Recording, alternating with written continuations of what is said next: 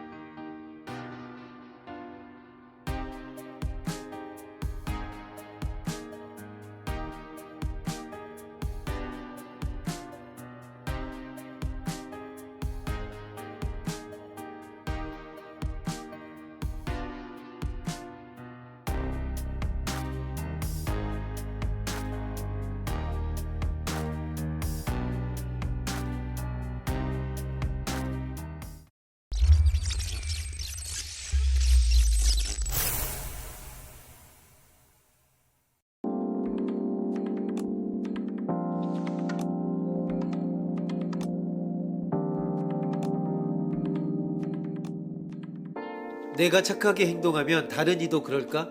그렇지 않을 경우 착해지라고 훈계해야 하나?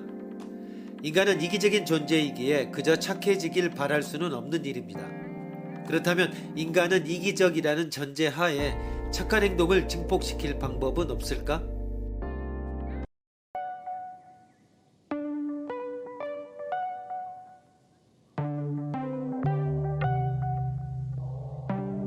협력의 상황을 예로 보자. A는 추수를 하려 한다. 먹구름이 몰려와 누군가의 도움이 없다면 A는 비가 오기 전에 추수를 마칠 수 없다.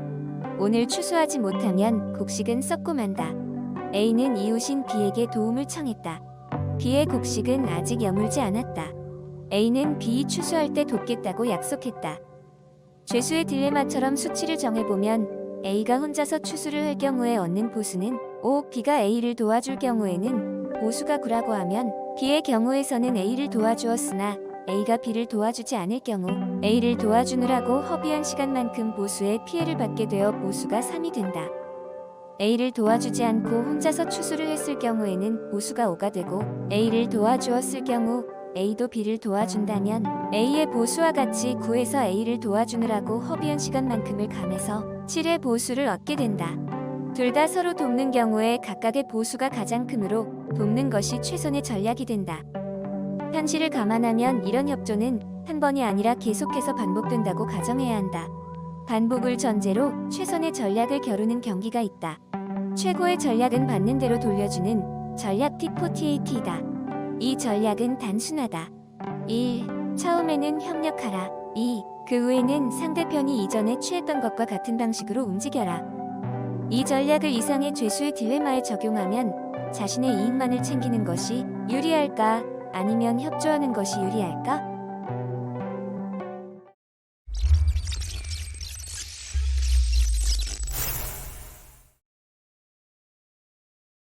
받는 대로 돌려주는 전략은 다음과 같습니다. 첫째, 모두 협조하는 개체 집단에서는 모두가 잘 지내게 될 것이다. 둘째, 비협조적 개체 집단에서는 모두에게 나쁜 결과를 초래할 것이다.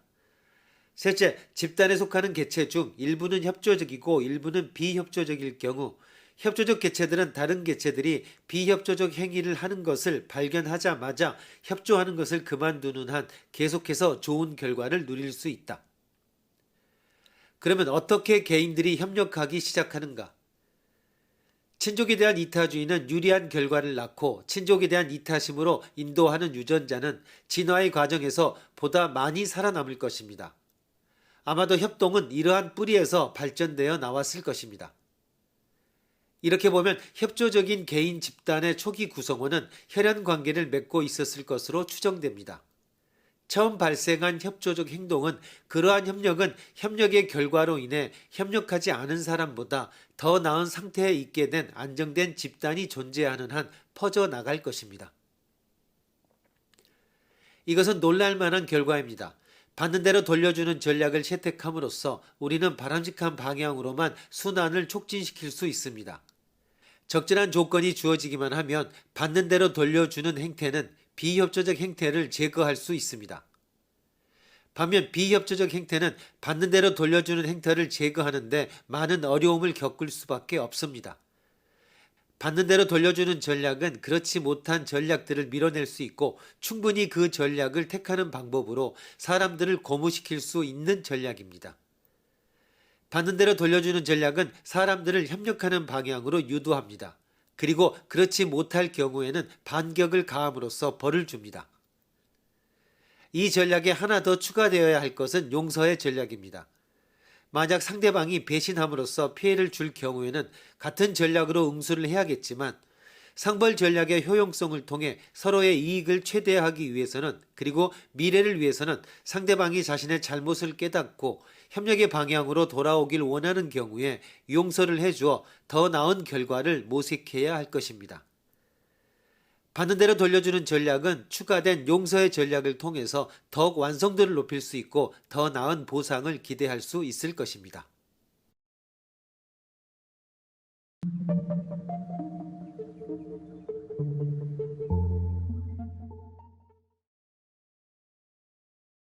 대부분의 일상사에서 우리는 이 같은 상황이 계속 반복되는 것과 유사한 구조의 결정 상황에 봉착합니다. 이제 이 전략을 규칙화하여 누구나 다양한 일상적 상황에서 사용할 수 있도록 재구성하면 다음과 같습니다. 첫째, 협조할 태세로 시작하라. 협조하는 얼굴로 세상을 맞아라. 둘째, 당신에게 이익 주는 사람에게 이익을 주고 해주는 사람에게 해를 주어라. 셋째, 단순하게 유지해라. 넷째, 관대한 태도를 취하라. 다섯째, 시기하지 말라.